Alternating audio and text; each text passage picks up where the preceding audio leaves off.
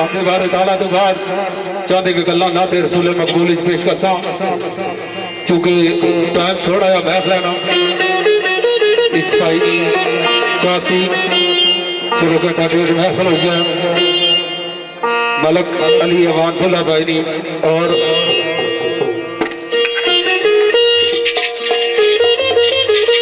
कोशिश कर जिस तरह जाता है उसके मुताबिक टाइम नासबंद लगे दूरी है तो ना देर रसूल मकबूल ही एक शेर सरकार आने हैं